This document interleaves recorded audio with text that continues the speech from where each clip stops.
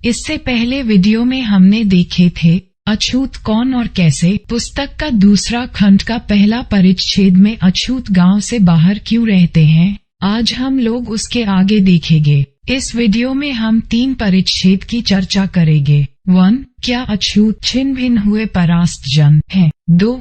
क्या संसार में इसके उदाहरण हैं? और 3. अन्यत्र जो पृथक बस्तियां थीं, वह कैसे लुप्त हो गई। वीडियो को शुरू करते हैं। क्या अछूत छितरे हुए आदमी हैं? यदि यह प्रश्न पूछा जाए कि क्या अछूत मूल में छिन्न भिन्न हुए परास्त आदमी ही हैं, तो मेरा उत्तर हाँ है। हाँ कहने पर अपने कथन को प्रमाणित करना पड़ता है। इस संबंध के यथार्थ प्रमाण मिल सकते थे यदि किसी ने हिंदू गांव के छूत और अछूत लोगों के परंपरागत जातीय चिन्हों का अध्ययन किया होता। दुर्भाग्य से हिंदुओं और अछूतों के जातीय चिन्हों के संस्थान के अध्ययन को नरेशंस शास्त्र विद्यार्थियों ने आरंभ नहीं किया है। जब इस प्रकार की सामग्री इकट्ठी हो जाएगी तो हम इस परिच्छेद में उठाए गए प्रश्न पर निर्णयात्मक सम्मति दे सकेंगे।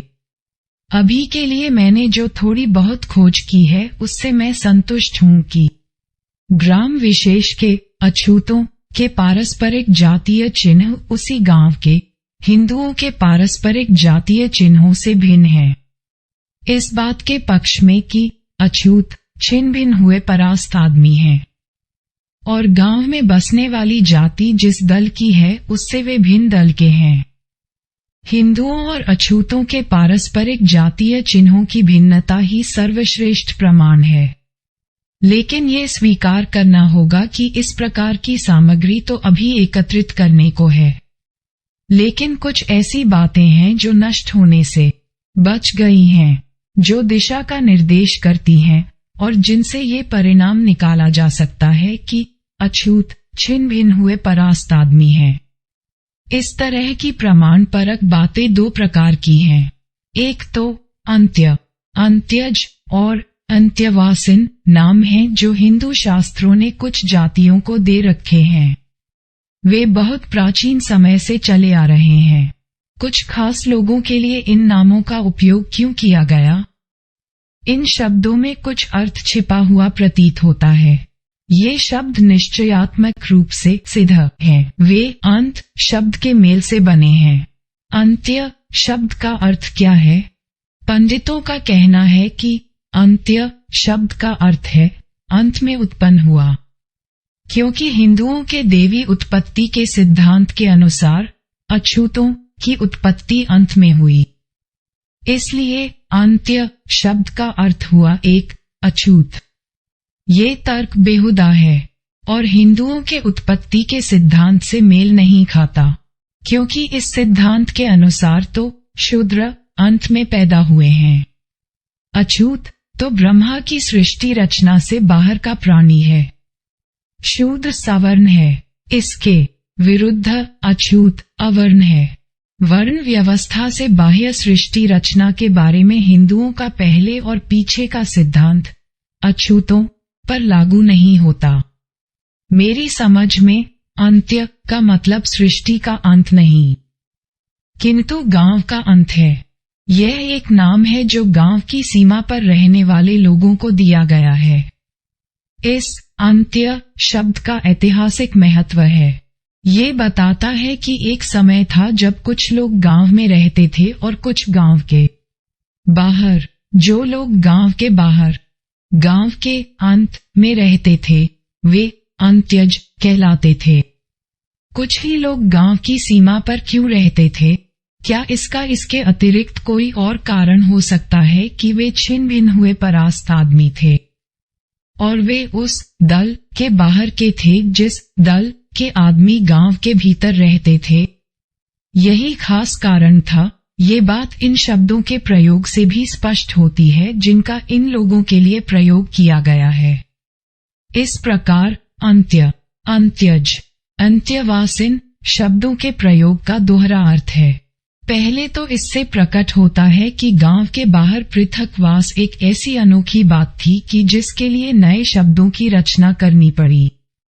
दूसरे जिन नए शब्दों का प्रयोग किया गया है वे ऐसे हैं कि जिन लोगों के लिए उनका प्रयोग हुआ है उनकी तात्कालिक अवस्था को यथार्थ रूप से चित्रित कर देते हैं, अर्थात ये बता देते हैं कि वे पराये थे।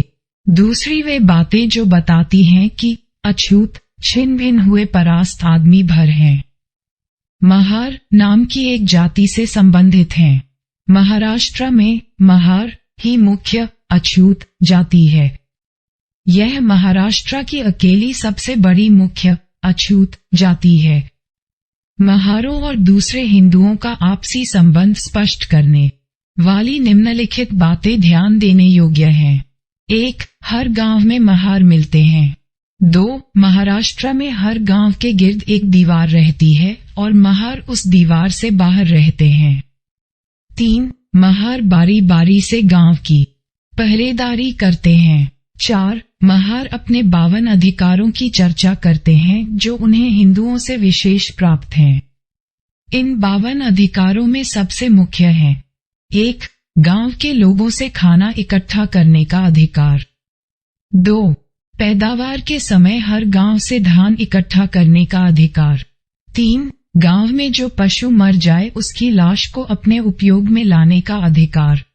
इसमें संदेह नहीं कि वह केवल महाराष्ट्र के लिए बाकी है कि भारत के दूसरे महारों की स्थिति से जो बात प्रमाणित होती है सीमित है। इस बात की अभी खोज करनी प्रांतों में भी ऐसी ही स्थिति है या नहीं, लेकिन यदि महारों की स्थिति को भारत व्यापी अछूतों की स्थिति का एक नमूना मान ले तो ये स्वीकार करना होगा कि भारत के इतिहास में एक ऐसा समय आया था कि जब दूसरे दलों के छिन्न भिन्न परास्त लोग एक जगह स्थिर रूप से बसे हुए लोगों के पास आए और उनसे एक प्रकार का सौदा किया जिससे छिन्न भिन्न हुए परास्त आदमियों को गांव की सीमा पर बसने की आज्ञा मिल गई।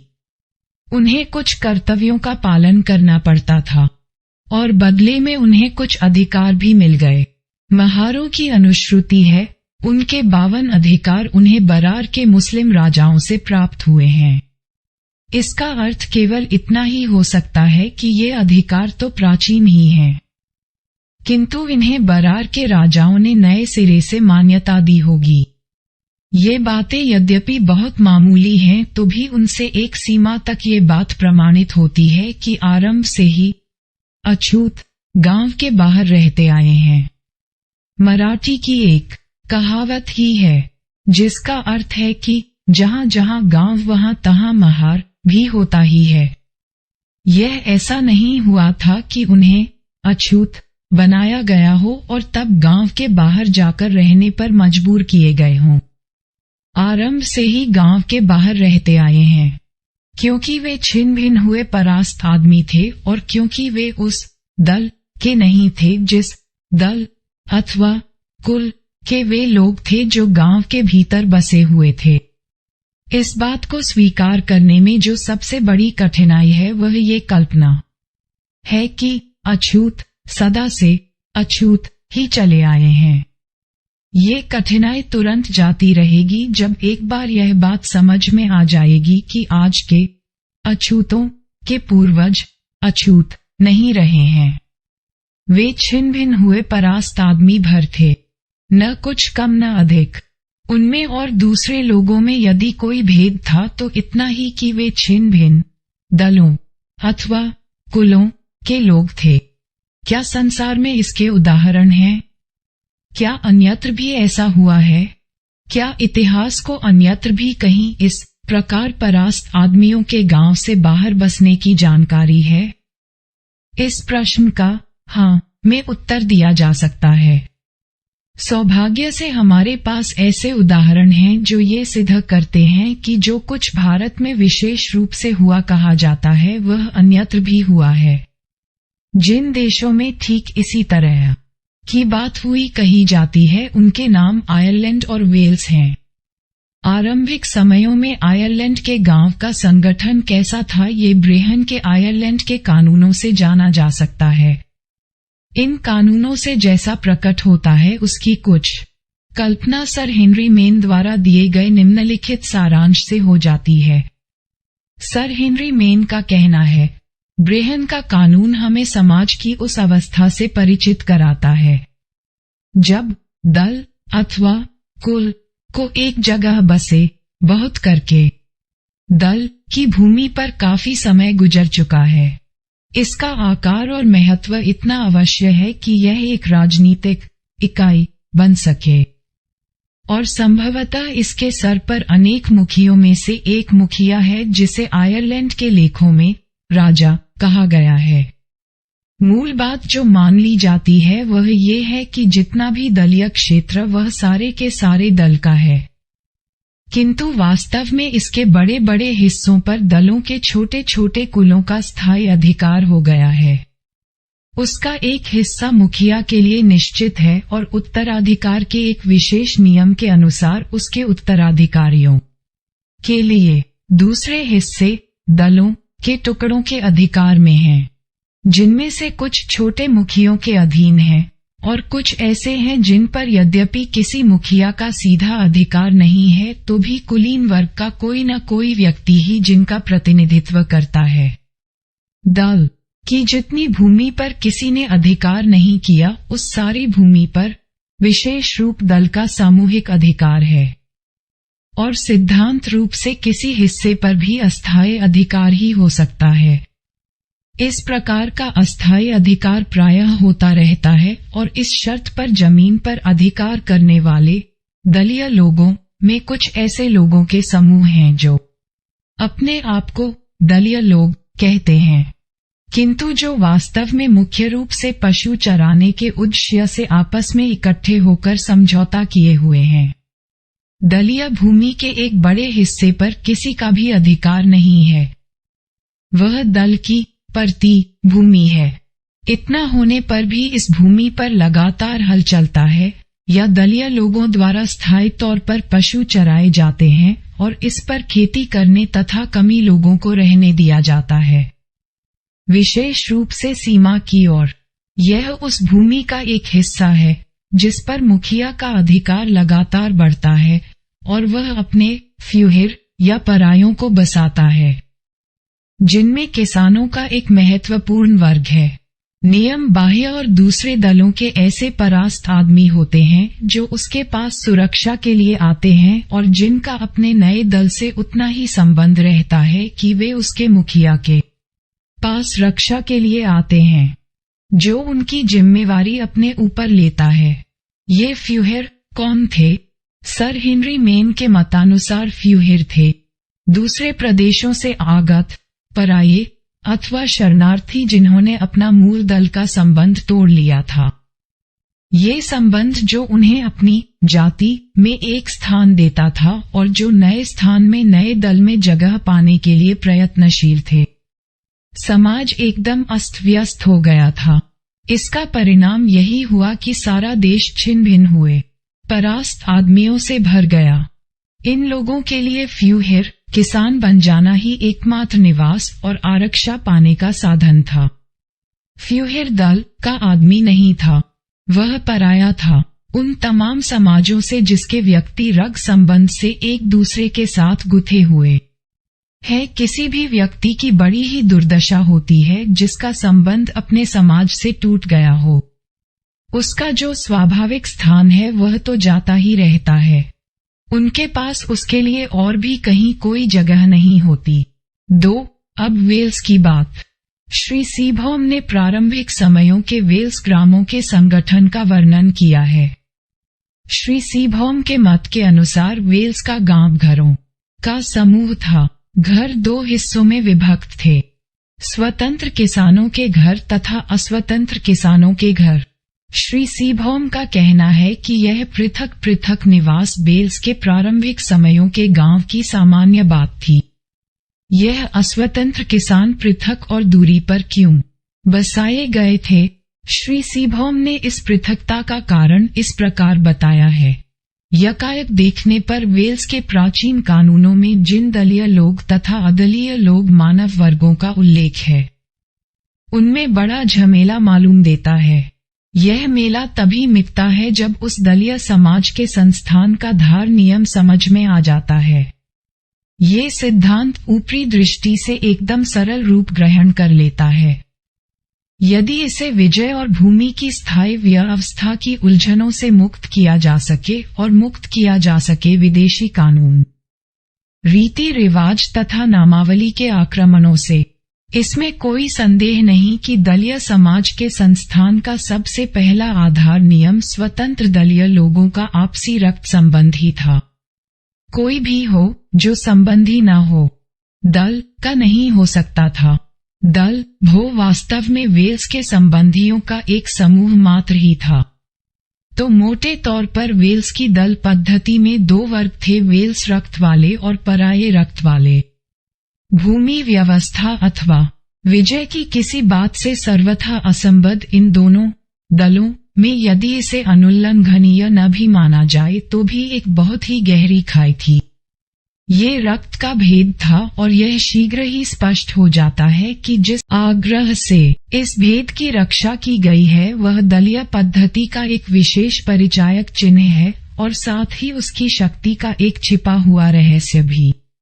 3. प्रारंभिक समय में आयरलैंड और वेल्स के गांव के संगठनों के इस वर्णन से यह स्पष्ट हो जाता है कि भारत के अछूत ही अकेले ऐसे नहीं हैं जो गांव से बाहर रहते हों।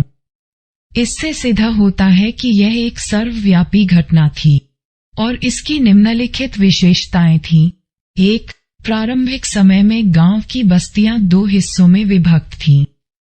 एक हिस्से में एक दल के लोग रहते थे, दूसरे हिस्से में दूसरे भिन्न भिन्न दलों के छिन्न भिन्न आदमी। 2. बस्ती का वह हिस्सा जहां दल के लोग रहते थे गांव कहलाता था। छिन्न भिन्न हुए आदमी गांव के बाहर रहते थे। 3. इन छिन्न भिन्न हुए आदमियों के गांव से बाहर रहने का कारण यही था कि वे पराये थे और उनका उस दल से कोई संबंध न था। भारत के अछूतों तथा आयरलैंड के फ्यूधेर और वेल्स के अल्त्यूद की उपमा पूरी उतरती है, जिस कारण से आयरलैंड में फ्यूहेर और वेल्स में अल्त्यूद लोगों को गांव से बाहर रहना पड़ता। इसी कारण से अछूत गांव से बाहर रहते आए हैं। इससे यह बात था स्पष्ट है कि अछूतों के गांव से बाहर रहने के बारे में जो कुछ कहा गया है उसके उदाहरण अन्यत्र भी विद्यमान हैं। ये बस्तियां अन्यत्र क्यों लुप्त हो गईं? ये बात सत्य है कि आयरलैंड के फ्यूहेर और वेल्स के अल्यूद छिन्न भिन्न आदमी थे। ये भी बात ठीक है कि वे पृथक बस्तियों में रहते थे, लेकिन ये भी सत्य है कि उन छिन्न भिन्न हुए लोगों हाट बस्तियां लुप्त हो गई और वे निश्चित रूप से बसी हुई जातियों के हिस्से बन गए और उन्हीं में घुल मिल गए। यह जरा अनोखी चीज है। अभी तक जिस सिद्धांत का प्रतिपादन किया गया है उसके अनुसार उन लोगों को गांव से बाहर इसी लिए बसाया गया था क्योंकि वे भिन्न दल के थे, भिन्न रक्त के थे। तब ये कैसे हुआ कि वे आगे चलकर दल में घुल मिल गए? भारत में भी ऐसी बात क्यों नहीं हुई? प्रश्न है जो स्वाभाविक हैं और जिनका उत्तर देना आवश्यक है। कुछ ऐसे ये प्रश्न ठोस रूप से विकास की उस पद्धति से जुड़ा हुआ है जिससे गुजरकर प्रारंभिक समाज ने वर्तमान रूप धारण किया। जैसा पहले भी कहा गया है, यह विकास दो दिशाओं हुआ है। एक तो प्रारंभिक समाज का घुमंतु अवस्था से स्थिरता की अवस्था को प्राप्त होना, दूसरा प्रारंभिक समाज का दलीय अवस्था से क्षोत्रगत अवस्था को प्राप्त होना। जो प्रश्न अभी हमें हैरान किए हुए है वह विकास की दूसरी धारा से संबंधित है, क्योंकि रक्त की समानता के स्थान पर क्षत्र की समानता का एकता का बंधन बन जाना ही वह कारण है जिससे छिन्न भिन्न लोगों की पृथक बस्तियां नष्ट हो गई। प्रारंभिक समाज ने रक्त की समानता के स्थान पर क्षेत्र की समानता को एकता का बंधन क्यों स्वीकार कर लिया? यह एक प्रश्न है जिसका कोई संतोषजनक उत्तर विद्यमान नहीं है। परिवर्तन का मूल कारण अज्ञात है। हाँ, ये स्पष्ट है कि यह परिवर्तन कैसे हुआ। एक खास अवस्था पर पहुंचने पर प्रारंभिक समाज में एक नियम बना। जिसके अनुसार दल बाह्य आदमी दल का संबंधी बनकर दल में घुल मिल सकता था।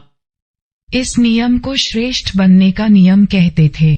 यह नियम यही था कि यदि पीढ़ियों की निश्चित संख्या तक कोई दल बाह्य आदमी दल से सटा हुआ रहे अथवा दल में विवाह कर ले तो वह उनका संबंधी हो सकता है। श्री सीभौम ने वेल्स की ग्राम पद्धति में एक दल बाह्य के दल का सदस्य बन जाने के जो नियम थे उन्हें इस प्रकार दिया है। 1.